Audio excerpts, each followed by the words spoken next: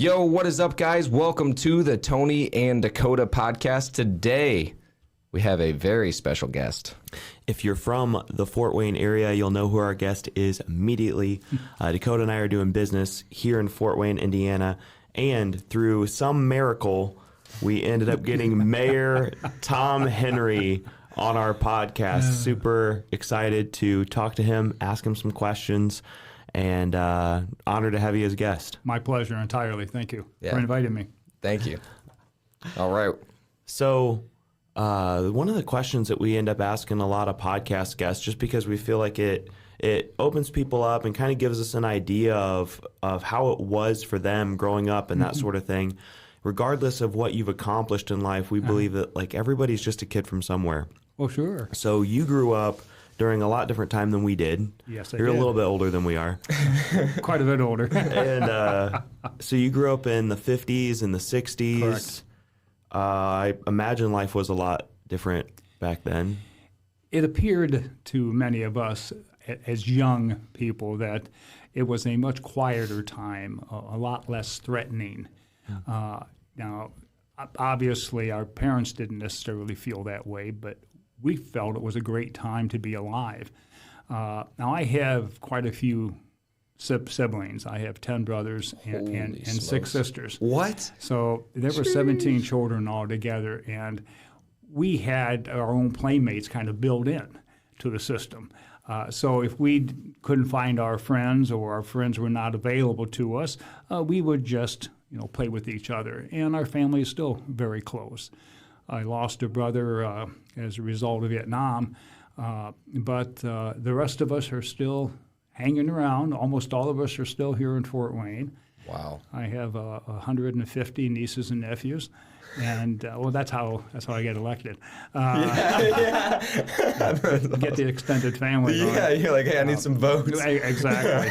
But no, our family has been in Fort Wayne for well over 100 years, and all of us have decided to pretty much continue to stay here. Wow. So what is it like? So where are you at in that secession as well? And then what is it like? I mean, growing up I'm with number that. 2. No way. You're the second oldest? I have an older brother, and then there's me. In fact, the youngest, who is my sister Jessica, she runs Humane Fort Wayne, Wow. the former SPCA. But she was born a month after I got out of the Army. So Wow. I got out of the Army in July of '73, and she was born in August. Wow. And I didn't even know my mother was pregnant. I was overseas. But that's a story in and of itself. So would you have grown up then? I imagine it would have been more difficult for your parents to continue to provide resources for 16 kids. There are some benefits where you can pass down clothes and that sort of thing, but I imagine you probably had to get a job pretty young too. Oh, we all started working young because obviously we didn't have any spending money. My father was a social worker, and of course my mother never worked outside the home. I wasn't going to say she didn't work because working at home with all of my siblings, that was a lot of work in and of itself. But my father never made much money, so we didn't have much as far as materialistic offerings in the community. But we never knew. I didn't know we were poor until I got into college, and I was studying sociology, and I read in the book, and damn, we were poor. Because my parents never made us feel that way. We did have a lot of hand-me-downs. My mother was a tremendous seamstress, so she would make my sister's clothes, and she would fix our clothes, and so on. We were used to Dad going to discount department stores and other types of offerings in the community that would bring clothing and the like at a much lesser price. And that's the way we lived.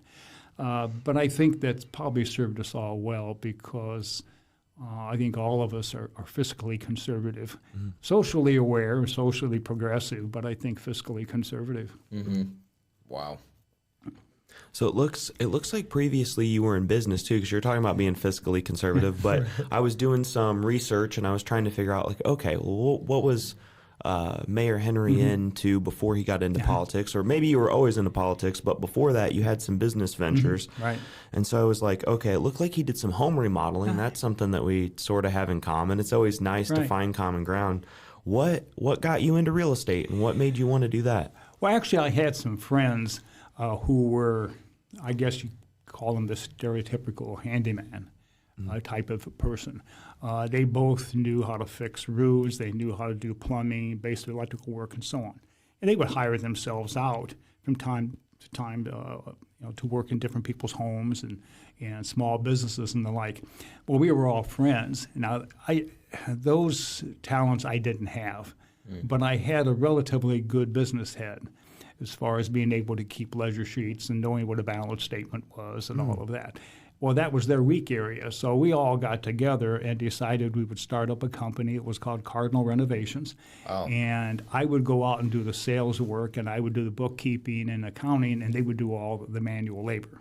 Wow. And we had that in place for a while, but unfortunately, both of those gentlemen are no longer with us for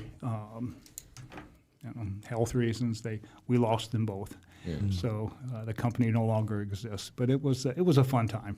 Wow. When you say you did sales work, what do you mean by that? Like you were the acquisitions? Well, I would go out and contract a lot of times with landlords for us to go in and do work in their homes to fix them up for new tenants. Okay. Or to add on to a home. We had a couple of actually very, very good contracts with mobile home courts. We would go in and either build or repair all their carports.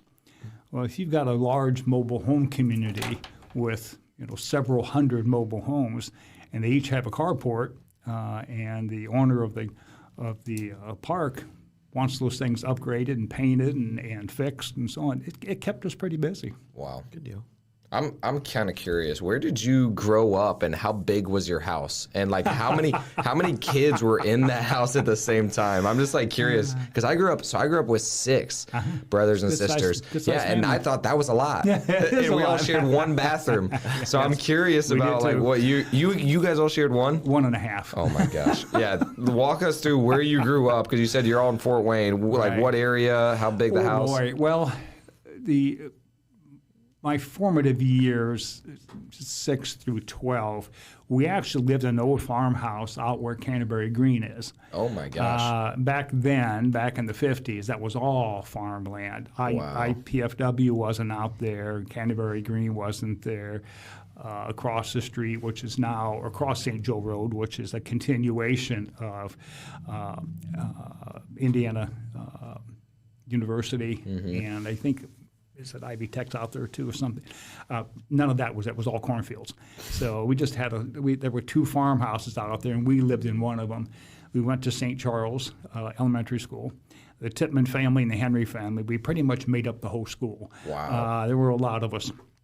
But that's where I spent about 5 or 6 years of my life. Then we moved back into the core of the city, which is right around 5th Street, 4th Street, Wall Street. Is that 08? Barfield. That's the 08 Okay. district. That's correct. There by the Green Frog. Yep. We grew up there again for several more years, and then my father became warden of a prison in Pendleton, Indiana. The commissioner of the Department of Corrections was a social worker, and he hired my father to run the reformatory in Pendleton to try to give it a little more value as far as being a true reformatory. They just didn't want to warehouse men. They wanted to try to teach them something. So they brought in all kinds of trade possibilities and so on. And Dad was there for about 3 years. And then they changed governors, so my father lost his job, moved back to Fort Wayne, and we've pretty much been here ever since. Wow. Again, I was gone for a few years in the service, but outside of that, this has pretty much been home. Wow. So how big was your house then, like the ones that you guys were living in? Oh, the one on the old farmhouse, let's see, I'm trying to remember how many children. I think we had 12 or 13 of us out there. And there were 1, 2, 3, 4, 5 bedrooms. Wow. So you guys like bunk beds? And, Oh my gosh, yes. Well, Yeah. we had all 5 of my sisters at that time all were in the same bedroom, and 5 of my brothers were in the same bedroom. So, yeah, we made it work. Yeah, what did you learn from that? Like, because I feel like having siblings, like I had to learn a lot of patience. I grew up with 2 sisters, and so like they were always in the bathroom. They took forever. Like seriously, so like I'm like, man, like they take forever to get ready and stuff. Oh, sure. And then the funny thing is, like, I just learned a lot. Like I was very organized. They were very dirty, and it was very weird because I'm a guy and they're a girl, and everybody thinks they're cleaner. So like I just had to adjust who I was. So I'm curious with that many people, like if you learned a lot of lessons. I think we had to. Some of them you just talked about, and that was to be organized. We didn't have a lot, so whatever you had, you better take care of. Mm-hmm. You better make sure that you knew where it was at, and so on. But we also learned patience. And my parents were not into us fighting each other physically. My mother and father were both pacifists at heart, so they didn't like us physically. Duking it out with one another, we boys. So Dad would take us into his bedroom, his mom's bedroom, or someplace else, and make us talk it out. And he always felt that many arguments, many disagreements could be handled through conversation and dialogue versus physical altercations. So he taught us that. Obviously, of fiscal conservatism. We didn't have much money, so we I think learned that to try to make your dollars stretch. Yeah. And not waste money. So I think all of those were real valuable lessons growing up. Did you ever have physical altercations? Oh yeah. Boys, not so much girls, but we boys fought all the time. Yeah. Mom used to turn the garden hose on us. And we'd be outside fighting. She wouldn't lose her temper. She'd just go get the garden hose and turn it on us. That's awesome. Oh, no, it was terrible. That's how Tony and I met, actually. So Tony had a fight club in his backyard, started posted on YouTube and everything. Like, it was people in high school. It was like the talk of the whole school, Everybody's like, oh, dang, we got this person fighting this person. Tony's the matchmaker, and then Tony fought too. And so I'm like, dude, I want to learn how to fight. And so, that's how we met, was through fighting. Pulling data lists like vacant houses, mortgage foreclosures, and tax delinquent properties is important to direct-to-seller marketing. Batch Leads is the main platform where we store our sellers' data and skip trace owners for their phone numbers, emails, and addresses. On other platforms, you end up having to pay twice for the same contact if you've already skip traced it. My favorite thing about Batch Leads is that if you skip traced a contact once, you never have to pay for that contact again. Batch Leads has SMS texting campaigns, direct mail marketing, and Driving for Dollars app integrated in a simple-to-use interface. Click the link below and try Batch Leads today. I had 2 brothers. There were 3 sets of twins in our family. Oh my gosh. The oldest set, identical twins, Tim and Tony. Tim was the one who died, but his identical twin brother, the 2 of them as teenagers used to box, and they would box just to show off the fact that 2 identical twin brothers would fight each other in the ring, and they would wear the same color boxing shorts, so people couldn't tell them apart. They didn't know who was winning. Oh, that's so funny. Oh, yeah, it was. That's so funny. The judge is like, looking to like, I don't even know what's going on. Those were fun days. The judges never really know what's going on anyway. If you ever watch fights, you're like, how did they even think that person's winning? Like, it doesn't make any sense anyway. Obviously, they would do that on purpose to screw everybody up, and they did. That's awesome. So did you ever do any boxing or anything like that? I was terrible because I flinched. Oh, okay. And you got to be able to keep your eyes wide open, as they say, and anticipate. And it wasn't that I couldn't fight; I just flinched, which proved to be it's hard.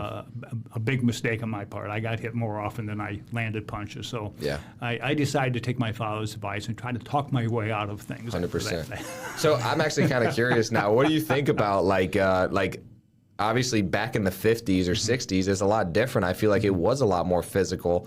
And I'm more of the mindset, like obviously I think difficult conversations are the most important things. I heard a quote that says the amount of difficult conversations you have is basically the quality of the life that you're going to have. Because if you're able to have those difficult conversations, your life's going to be better, whether it's your wife, whether it's a sales environment or anything. But I also think sometimes it's like, really good just like, all right, let's just fight. Like if somebody wants to just fight, let's fight if we both agree to it. I will never physically fight anybody if they don't want to, but I think that it's like kind of lost that. What do you think about the difference? Well, I've never felt that physical altercations were way out of most things.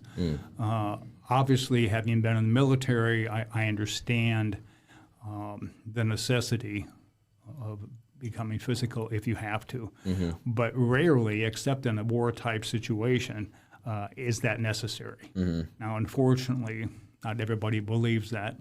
But I agree with you that the vast majority of intelligent people can use conversation, use dialogue as a way to solve a problem. Becoming physical really doesn't solve the problem. All that does is show that one person happens to be weaker than the other physically, but the problem is still there. Yeah. So.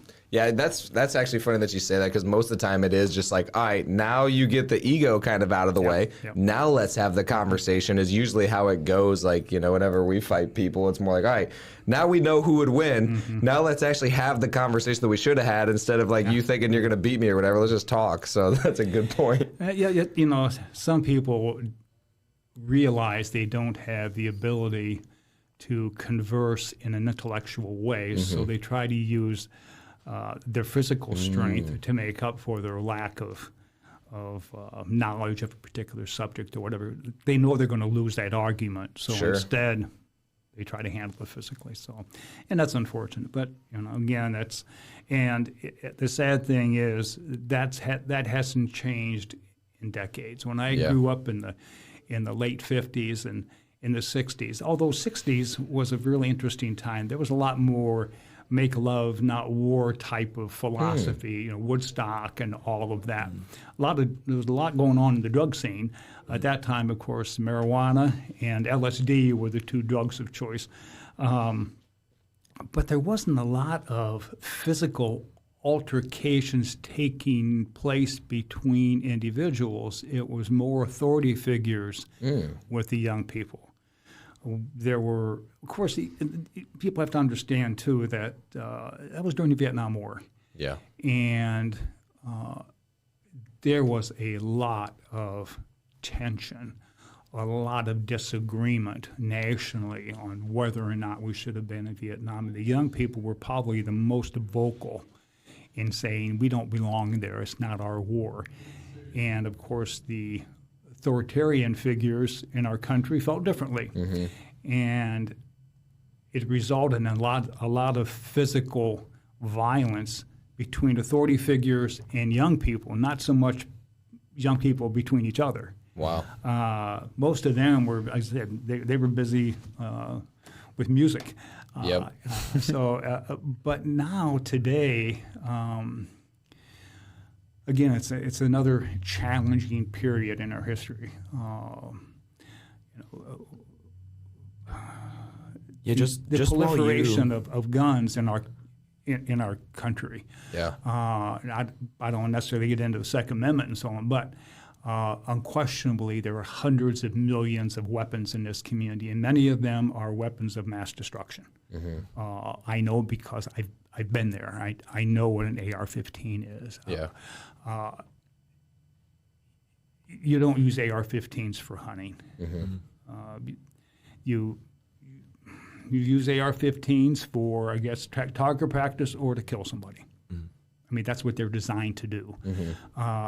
So when you have students and other innocent people taken down with weapons like that, I can see why there's a significant portion of our country, they're very upset about that.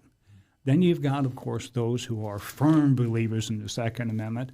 So you've got two very strong voices. And unfortunately, from time to time, it does result in physical altercations, and that's most unfortunate. And I don't know the answer to that. I wish I did. I don't know if there is one single answer.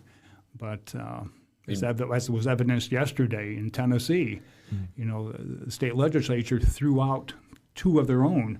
Dismissed two representatives out of their House of Representatives because these two men joined a bunch of students who were rebelling against guns. Wow. And the first time they've ever done that.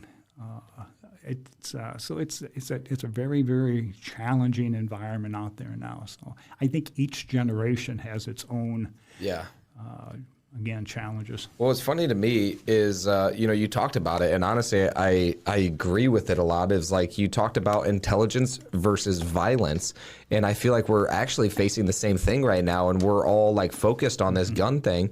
And realistically, there's actually like an intelligence things with this artificial intelligence. And like I was talking to Remington, which is a friend of mine who's been in the military for a long time, and he's like, wars are not fought like with guns or anything like anymore. No, it's not even so much bombing anymore either. It's more like it's all about like the masses and the intelligence that we're using in order to like do it. It's all over like the internet and stuff. That's where the wars are being fought.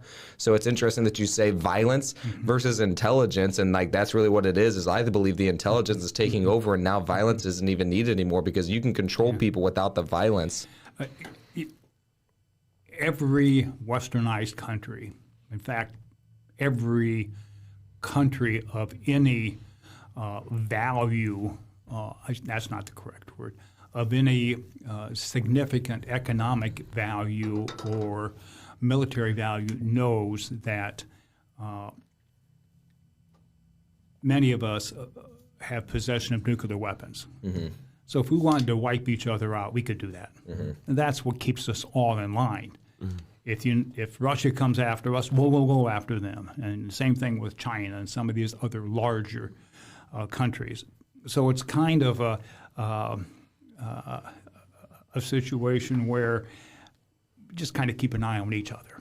Yeah. So I agree with you. I don't think the war, although obviously we've got wars going on and young men and women are being killed, but putting that aside just for a second, the real war is economic. Yep. Russia is not going to declare war on the United States, not only because we have nuclear weapons, but because they depend so much on stuff that we have.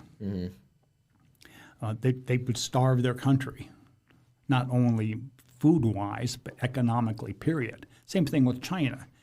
It is this whole macroeconomic scene is such that there's so much interdependence on each other, but we can't afford to go to war and cut that country out because we depend too much on them and them on us. Yep. So it's a real interesting, again, social-economic environment out there. Oh, yeah. I watched a whole series with Ray Dalio and the dollar and all this stuff. It's definitely interesting. But just follow the money. Yeah. What? So take us through. Sure. When did you first decide to get into politics? Oh. It seemed like it was a little bit later on. And then what influenced you to take that stance and get into politics? And what made you want to become the mayor? Oh, boy.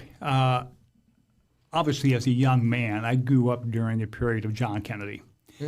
And he was a big influence in many people's lives because he was young. He was progressive. He called for all of us as citizens to stand up and do something for our country. And he was making comments that previous presidents had not really said in the vein that he did. So he stirred up a lot of people thinking about it. And I was pretty young, but it stuck. And then when I got older, my father wanted to be active in politics, volunteered for different people's campaigns, and I kind of tagged along with him. So I got a little bit of knowledge of the inner workings of political campaigns. And then I kind of forgot about it. I went off to college and to the service and so on. When I got out of graduate school, I worked at Parkview Hospital. And one of the requests from our CEO was that anybody in the administrative team, that we should get involved in the community, do something in the community to give back, whether you serve on a board or a commission or join the PTA at a school, do something other than just your job. So I became a Red Cross volunteer. And we had several incidents throughout town and that I got called into. One of them was in 1982 when we had a severe flood in our city. That's when President Reagan came to town and all of that. The city that saved itself, that's where that term came that was from. Crazy. And we were under a lot of water. Yeah. A lot of it right in this area. Yeah, where that we're was sitting. crazy. I was a Red Cross volunteer, and we had an evacuation center that we were working. It was in the gymnasium of Precious Blood School. We had turned all that into evac site with cots and so on, because we literally had to take people out of their homes. Their homes were underwater along High Street and 3rd Street along the river. But anyway, we began to run out of some supplies. And even though the Red Cross is a tremendous organization, we still ran short of supplies because people all over the city were being flooded. So I went downtown to the city-county building. I'd never been there in my life. All I know is I needed to see the mayor to get some stuff for my site. And, of course, they wouldn't let me in. They kept the mayor under security, and I can understand that now. But they wouldn't let me in. So they sent me to the city councilman for that area, and he could only help me in a limited fashion. And the more I thought about all of this, the more upset I got. And of course, I was a 31-year-old Democratic Turk. And Turk, man. I was just, I just got fired up and said, we can do better than this. So I ran against him for city council, and I won. Wow. And so I went to my first city council meeting, never having been there before. So I really was learning by the school of hard knocks. And obviously I made a few mistakes along the way, but I ended up serving on city council 20 years. Wow. And then I got beat. We did a lot of annexation out north along the DuPont Road area, all those neighborhoods out there, Oakmont, Woodmont, La Cabrera, Windsor Woods, all of those. They all came into the city, and they were all Republican. And Tom Didier, who is now running for mayor, ran against me, and he beat me. And so I was off of city council. That was in 2004. And that was okay. I served 20 years, and that was a good run. Yeah. But then our mayor at the time, Graham Richard, who had served 2 terms, decided he was not going to run for a 3rd term, and the Democrats didn't have anybody. So they asked me to run, and I said no. I had had enough. They still couldn't find anybody, so they asked me again. I said no. So they asked my wife. She said yes. So I said yes. And I ran and won. And Wow. I've been mayor ever since. That's awesome. How long are mayor terms? Are they 10 years? 4 years. 4 years? Okay. So I'm finishing up my 4th term. Awesome.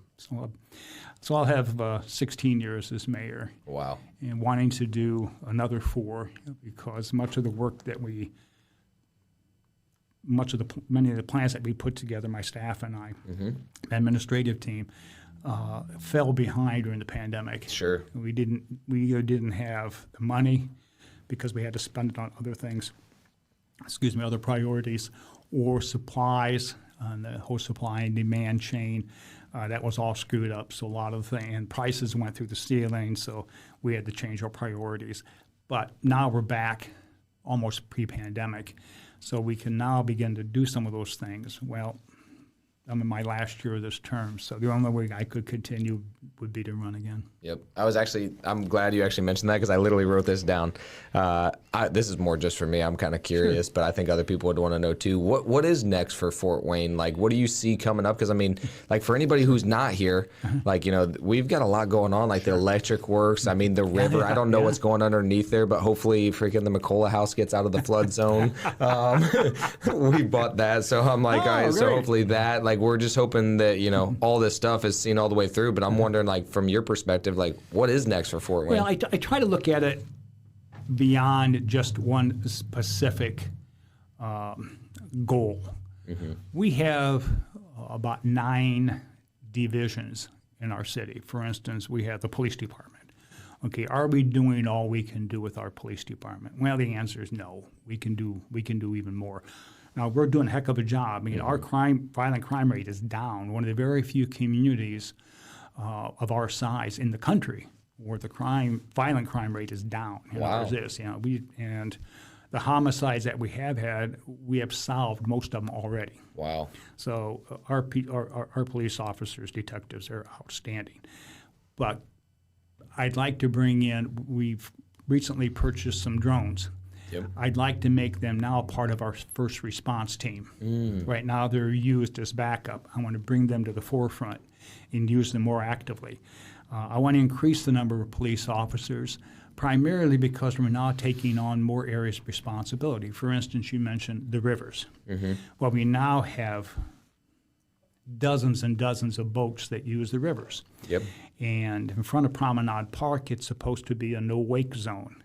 Well, you got a speedboat, you're not going to make it a no-wake. You're going to speed through there. You're going to show off your boat to all the people in the park. Well, no, you can't do that because we've got canoes, we've got kayaks, and you flip people over. So now we've hired several police officers whose job is going to be to patrol the rivers. We're actually going to get them a police boat, and their job is to make sure that if you're on the river, that you're behaving yourself. Plus, we have a number of party boats on the river. People sometimes they imbibe too much, and they fall off the boat, or they cause a ruckus. Well, now we've got somebody there to quiet them down. We also are now hiring social workers for our police department.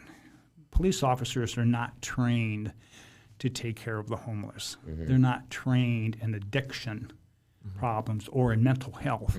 They're trained as police officers. They're combat police officers. So they get put in these situations, and they try to go back on some of their psychological training, but sometimes it takes a lot more than that. So now we're hiring, as police officers, social workers. And so if there's a domestic disturbance or a homeless situation, we can bring in a social worker who is trained in those areas. So we're adding that onto the force. Wow. We're going to invest in a real-time computer system for a lot of our investigations, so we don't have to send it out to state police and to federal agencies. We can do the work in-house. Oh, that's awesome. But that's public safety. We're going to add on we're going to build another fire station in Waynedale. Wow. They don't know that yet, but we've secured the property, and I'm going to build them a new, because we only have one out in that area to cover a pretty big area. So we're going to add another one. But these are areas, and then I take a look at downtown. You know, in the downtown over the past 10 years, we've invested over $1 billion. Yeah. But look what it's done. It's done a lot. We've quadrupled the amount of people living downtown. Quadrupled.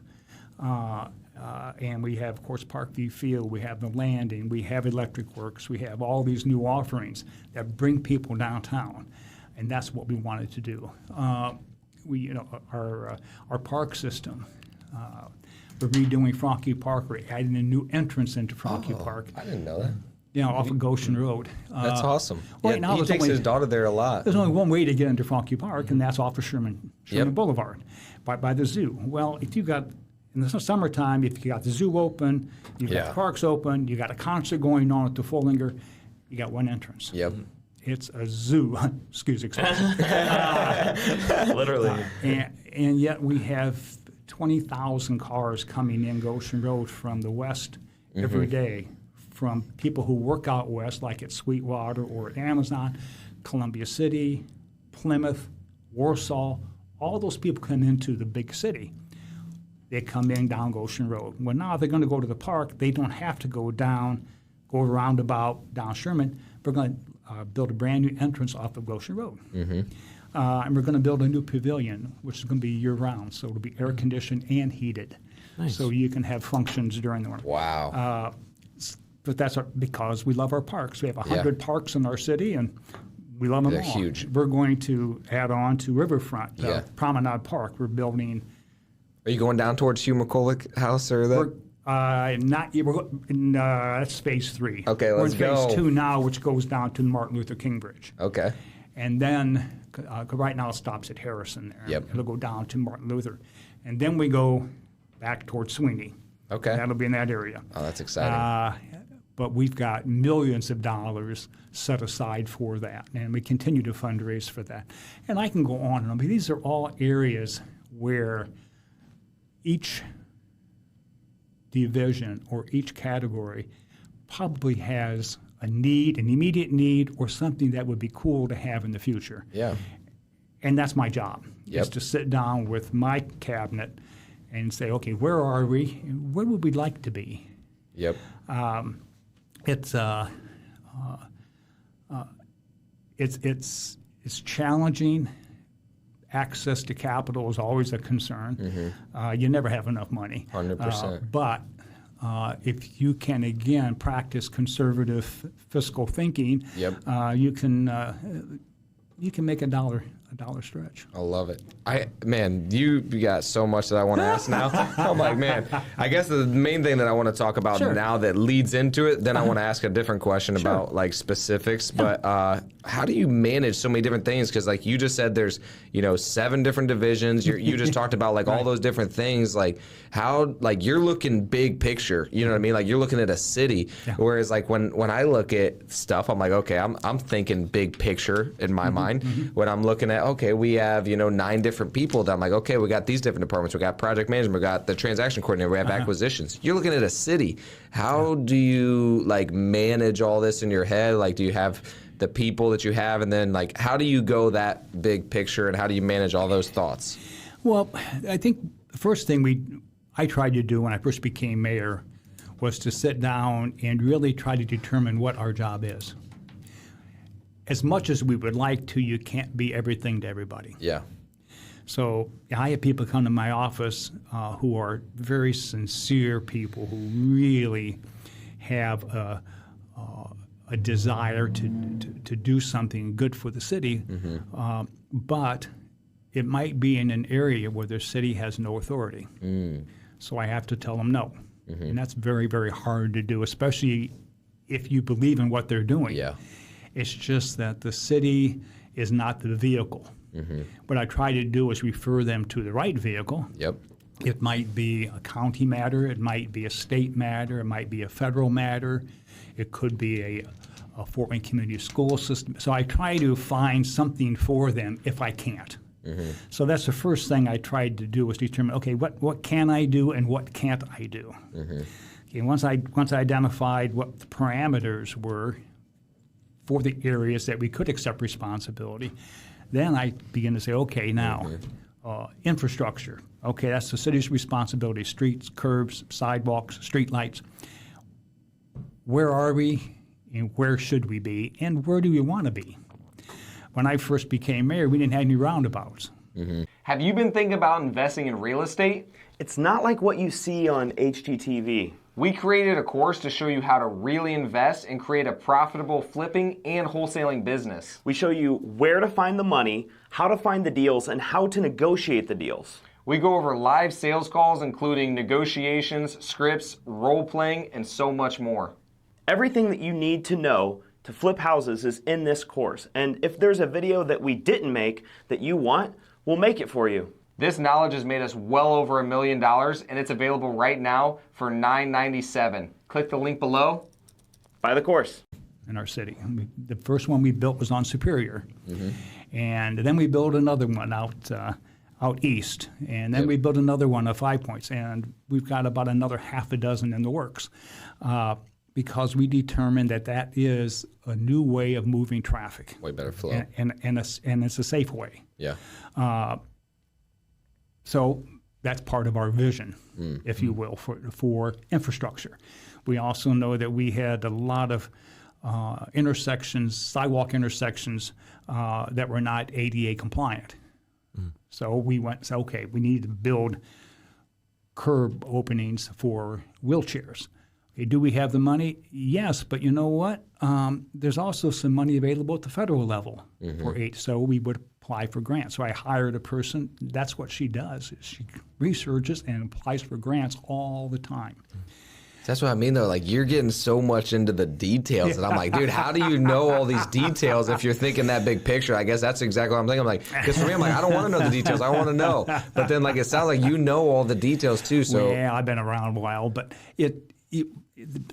fellas, the real secret, and I think any CEO would tell you this, and I was very, very blessed to have learned it quickly.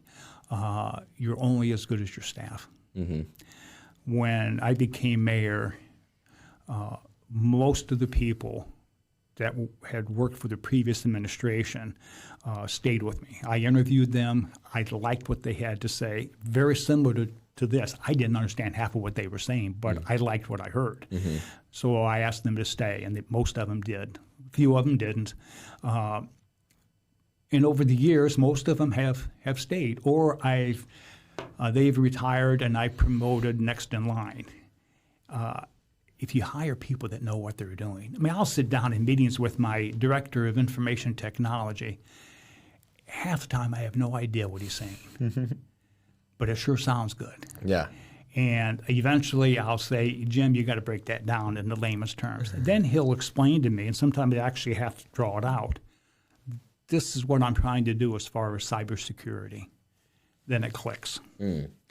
And I begin to understand where he's going. Then we set up a price tag and time frame and all of that. So it's a lot of times just relying on your staff. People, yep. And because they're so good, I happen to pick up some of it along the way. That's awesome. So you can ask. Okay. I was going to say, I was a mayor too. Oh, really? It was Kid City, like 6th grade or This whatever. town. yeah. So, I got elected Good for mayor, you. but I immediately felt myself creating this new persona because I was the mayor. So I started speaking a different way, and they had me introduce everybody in the town and everything like that. Yeah. And so for me, it was more of like a mask. So as a mayor, you have this duality where you're a human being. But you also need to portray because of other people's expectations and the media. And then you're constantly under this magnifying glass too. How do you manage to be your authentic self and be genuine and then also hold back sometimes and not say everything that you are actually thinking? That'd be really difficult for us because we're pretty off the cuff. Well, you have to know your audience. I can sit here with you two guys and be pretty candid. But if I'm at the White House, okay, there's a certain decorum that they expect. Or if I'm testifying in front of the Senate, and in both cases I've had that opportunity. If you know your audience, you're not supposed to go there, first of all, in jeans and a T-shirt. Okay, you're not supposed to use foul language. You're supposed to use relatively good English because it's expected of you, expected because you're in the role that you're in. Now, that's not really putting on a mask. It's just adjusting to the environment that you're in. You don't go to a black tie dinner, okay, and make a fool of yourself, because that will stay with you forever. Now, it's not to say that we aren't human, and as you said a few minutes ago, we a lot of people expect certain behaviors of a person in an elected position, whether it's city council, mayor, governor, Even or a whomever. pastor. Even a pastor. And Lord knows we're all human. I had an incident last October where I was at a function and I imbibed too much. And it put me in a very, very awkward position, one that, unfortunately, put a real chink in my armor, if you will. It hurt my family, embarrassed my wife, my children, embarrassed me. But I'm only human.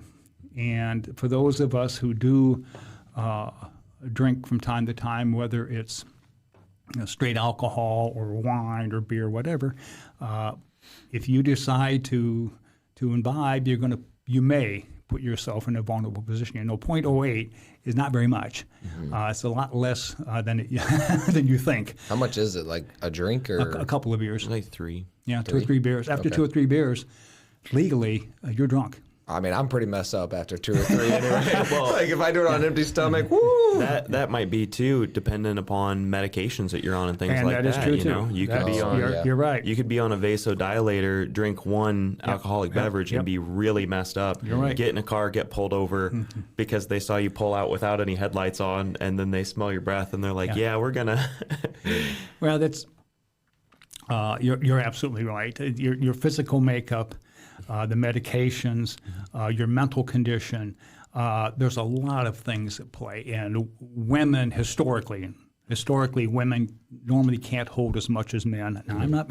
I don't want women calling me, but that's historically. There's going to be a woman that's just like, they're going to be like, you know how much I can drink? Watch this. Exactly. But those are. But you're absolutely right. There are all kinds of variables.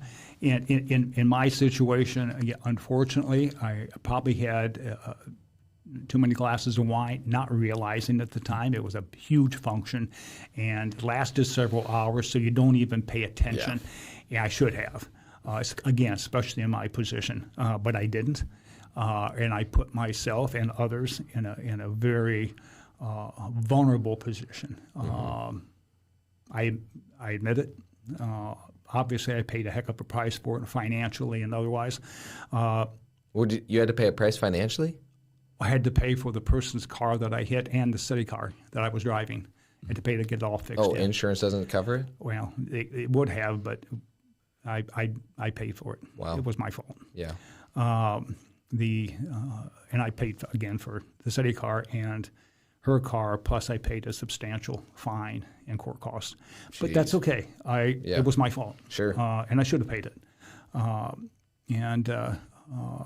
And I lost my license for 90 days. That was hard. Oh my gosh. People don't realize how dependent how dependent so many of us are on our vehicles. Yeah. When I had to bum rides every day to work. That's when you hire a limo driver. For real. I seriously would. I'd be like, all right, I'm pulling up in a limo now. Yeah, I bummed rides to work and Ubered home. Yeah. So it got to be very expensive.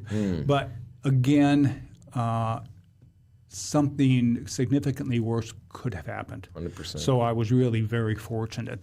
And my only plea to others is even if you don't think that you are, if you know you've had too much to drink, for God's sake, get a ride home or Uber home. Yeah. Don't put yourself in that position. But it does, if nothing else, lets people know that we're not invincible. And just because I hold an elected position doesn't mean I can't stumble. Yeah. Well, it's also, again, like it's hard to be like, okay, do I not drink? Do I not do these things? And then whenever you do that too, then it's interesting how that affects you in another way. So if you shaping your behavior around exactly, expectations. exactly. So now, who are you? Then it's like, okay, are you who you are, or are you who other people want you to be or expect you to be? And then you lose yourself in that too. So I mean, there's been a couple times I probably shouldn't have drove home, and I drove home, and now like looking back at it, I'm like, man, it would have been like I didn't trust Uber as much as I do now. Yeah. I probably could have just grabbed an Uber, been home, came back early in the morning, picked up the car, drove back home when I was better off. Someone called me the next day who I did not know, but took the call, and he said, Mayor, you don't know me, but I was out the same time you were. I was driving, probably haven't had too much to drink. They got you, they didn't get me. So yeah, and I'm not saying people should do that, but it is in many cases, it's kind of a relatable crime. People, if they imbibe at all, they probably have had times in their life where, geez, I was, if nothing else, I was on the fringe. For me, I can't tell. I literally can't tell if I'm too tired because, like, you know, most of the time it's like midnight and I go to bed at 10. So midnight's a long time for me. So I'm like, dude, I can't tell if I'm tired or that's drinking. But my car kind of drives itself. So I'm like, it keeps me in the lanes and the automatics. I'm like, it'll be all right. Dakota would be in the news so much as the mayor because they'd be like, mayor loses license, buys expensive limo to drive himself around, and then they'd be like talking about his Rolex watch because Dakota just got a Rolex, and there'd be so much criticism constantly. But that's one of the responsibilities that you have to accept when you get into public service, is there are certain expectations of you. So you have to adjust your behavior accordingly. You know, do you don't drink at all? Well, no, it's probably too severe. If in fact you do like to drink. So if I'm going to, open up German Fest with everybody and drink a beer, well, that's okay. Right. Sure. But you don't sit down at the local bar as mayor at the end of the bar like Norm on Cheers and drink all night. Yep. So you've got to be able to figure all that out, and what events is it acceptable? Sure. Which events shouldn't it be? But those are again decisions that you have to make. Yeah, and I mean, I think a lot of people, they always want to own businesses and do all this stuff, but like what you realize is, just like you said, you have a responsibility to everybody in the city. We have a smaller responsibility to everybody who works for us. Like, I feel a massive amount of responsibility, but I also that's why we ask these questions, honestly, because it does feel like you start to change yourself a little bit in order for them. I'm like, man, but I can't. I don't want to lose who I am in order to please them, because that's an issue too. You got to be true to yourself. That's true.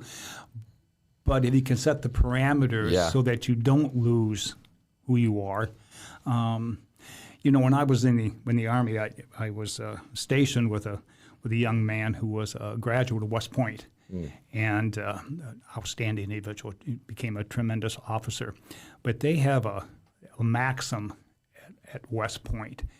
And I tried to memorize it at the time. And in fact, I still have a plaque with the four sentences on it that West Point cadets use. And, and I'm going to try to remember them now because they're really, I think, a good path for people to follow. One is it just is risk more than others think is safe. Dream more than others think is practical. Expect more than others think is possible, and care more than others think is wise. Wow. But those four, again, it's still a West Point maxim.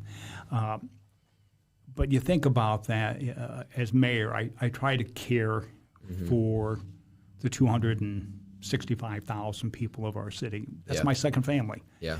I have taken a significant amount of risks trying to move the city forward. 100%. Most of the time they've worked out, but not always. Sure. I do dream a lot. Yeah. My staff dreams a lot. When we go on retreat, we get crazy sometimes. Are you letting deals fall through the cracks because you don't have good systems in place? We've been there before, and honestly, we've tried several different CRMs, and RE Simply has been the absolute best.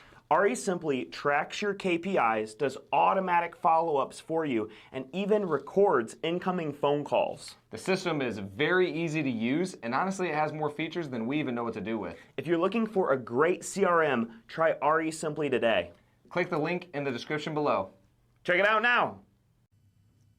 But interestingly enough, some of those crazy dreams have come true. Yep. Who would have thought 20 years ago that we'd have Promenade Park? At that time, we were putting up sandbags, fighting the rivers, and now we're embracing the rivers.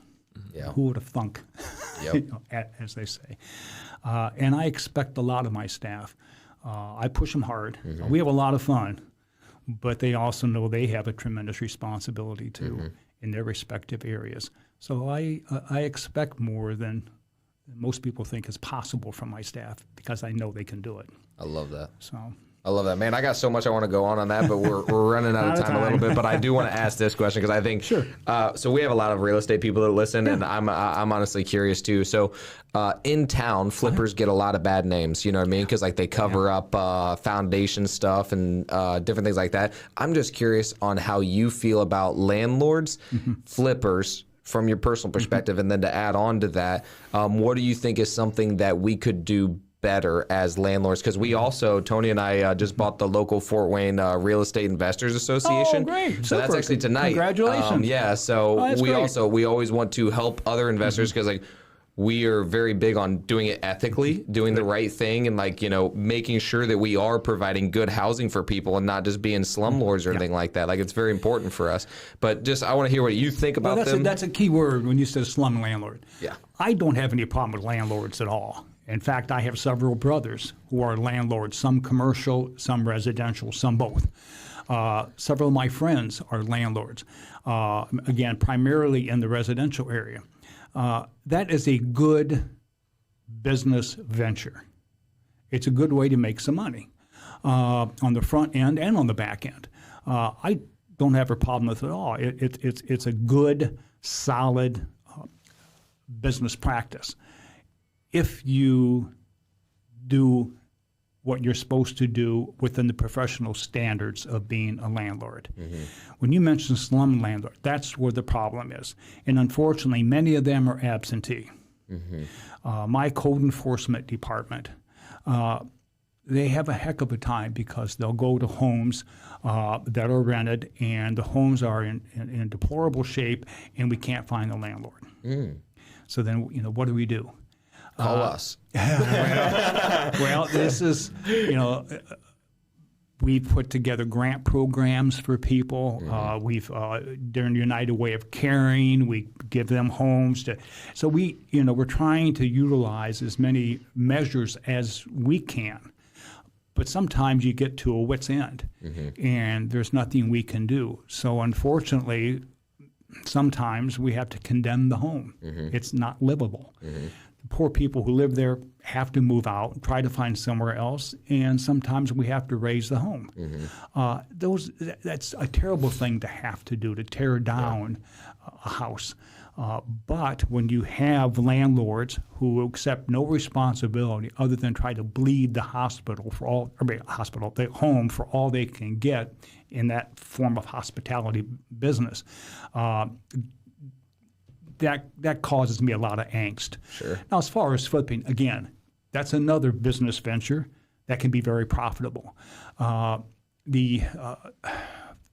those who are in a position where they have to sell, and you get an unscrupulous person in there who's flipping so they can make a significant amount of money, and they're using the current homeowner as kind of the victim. That ticks me off too. So again, to answer your question, I don't have any problem with the professions. It's tactics that causes me some real angst. Yeah, so I want to talk about one thing that you just said there. So I always find that interesting that people bring up the situation, because obviously these people usually got themselves in a very bad situation over like the last 10 years based on decisions that they've made.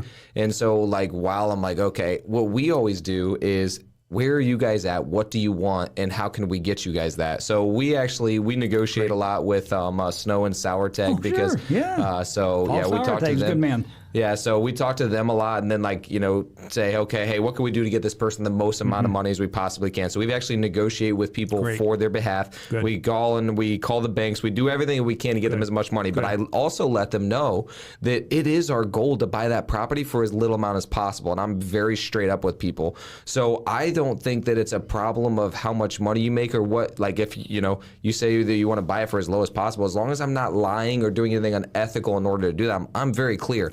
Hey, our goal is to buy this for a little amount of money as possible. So you can turn around and make a profit yourself. Exactly. Yep.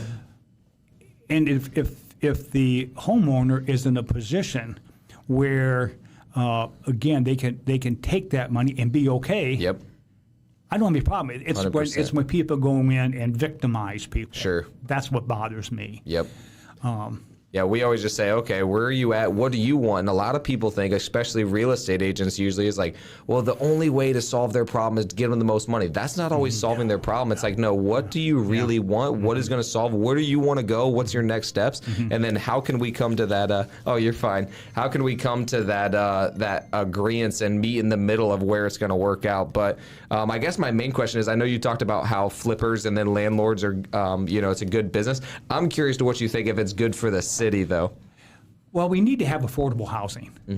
That's probably one of our biggest challenges right now.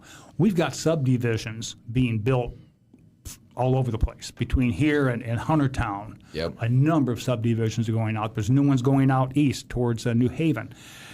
I'm not going to say there's plenty of new houses, but there's a significant amount of new homes being built for those who are in a position financially to afford to buy something market. Sure. We have a significant amount of people, though, in our community who can't make that run. Yep. They need to have something else available to them. We have a shortage of available housing for those who have lesser financial resources. And it's not just the poor. It's not just people who have been displaced their jobs. And a significant number of people are now the elderly. Many times they've taken out reverse mortgages. Exactly, reverse mortgages. And I suppose in certain realms that's fine, but in many cases they've taken it and now they're in a heck of a bind because they end up having to sell their home. It goes to whomever, and now they've got a real limited income and very few financial resources. What do we do with them? There's nursing homes. They're expensive. Exactly. They're ridiculous. Exactly. And some of these newer retirement communities are very nice, but also very expensive.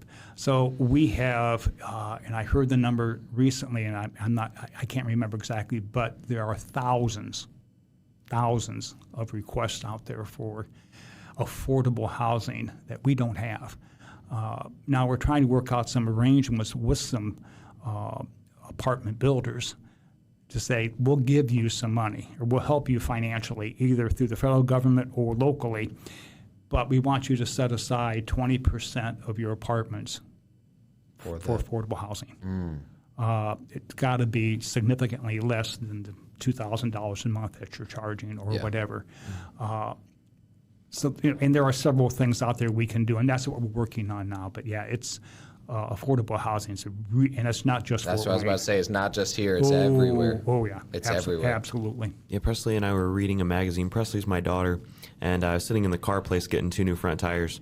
And while I was in there, I was reading a magazine, and it was saying that 26% of retired, aged people haven't saved any money for retirement. So 26%. Then it was saying that when people do retire, if they're fully reliant on Social Security, they're only receiving 40% of what they did while they were working. Yep. So the retired, baby boomers are that age now, to the point where like older folks are going to need a lot of help. You're right.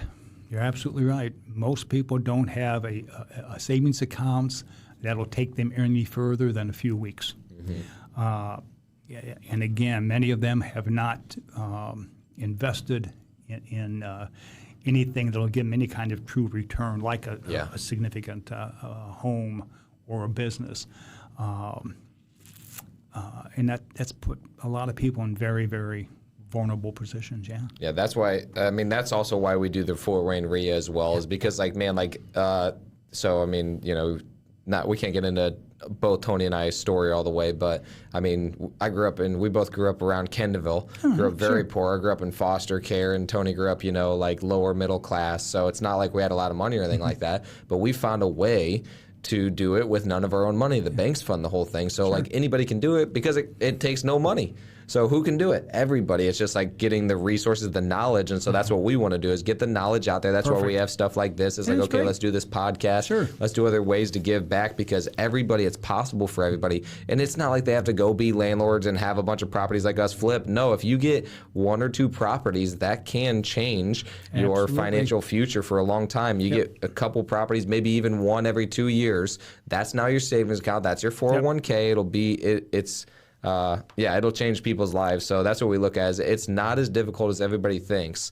It's just the right education and the right mindset. Really, that's what it mostly is, the mindset. Sure. That's the hardest part. But, agreed. Yeah. So we have an ending question I want to make sure that we ask you. Sure. This is end of life. Okay, so you've reached 100 years old and you're on your deathbed. Okay. And you've got a final message to the world. So it could be a mantra, it could be a couple sentences, it could be a paragraph. Whatever it is that you think is meaningful, maybe it's on a billboard, maybe it's on your tombstone, something that people are going to remember. This is Tom Henry's message to the world. Mm-hmm. And it's your final message. You're on your deathbed. Last meaningful thing you get to say to the world, your message. Well, I wish I had something really profound. But I guess at the end of the day, it's all about relationships. It's all about relationships. I'll give you a story real quick before we go off the air. My 2 twin brothers, the ones I mentioned earlier, they were in elementary school, middle school, and it was parent-teacher day, and my mother and father went in to speak to their teacher, and the teacher said, your 2 sons, I know they're smart. They just aren't applying themselves. They could do much better if they could just work harder and do it. And my father listened, and after the teacher was done, he said, you're right. Our son should probably study more. And we can work on that. But I want to ask you a question. How do they get along with their classmates? And the teacher said, well, they're born leaders. I mean, they just, everybody loves them. They have fun, all this. And my father said, at the end of the day, that's all that really matters. Wow. You can be the smartest person in the world, but if you're a jerk, you're not going to go very far. Yeah. Conversely, you cannot have very much money at all, but if everybody loves you, then you're the richest man in the world. It's all about relationships. That's awesome. All right, cool. So how can our listeners get a hold of you? I did not know you had a podcast. So give a shout out on your podcast and let people know how to get a hold of you if they want to talk to you or anything. Well, anything you want to plug? Well, we do have an active website. Of course, the cityofffortwayne.org is our standard one, but you can also go to Mayor of Fort Wayne and .org and get the same thing. I love it. Thank you so much for coming on, man. My pleasure. I'll be honest, we didn't get through any of these questions. I know, I'm like, sorry. man, I wanted to go through so much more. I'm like, dang, we could have went forever. But perhaps another time. Yeah, for sure. And I just want to say that, I think a lot of people got a lot of information. But also, I'll be honest with you, I thought that this was going to be more. We saw Donald Trump one time, and he was so political. I'm like, dude, could you just talk and be real? And so I was expecting the same thing, but I can tell you're just very genuine and real. So thank you for being genuine and for being the mayor. Well, thank you so much. Thank both of you. Yeah. All right, guys. Thank you guys for watching. We'll see you on the next one. Peace.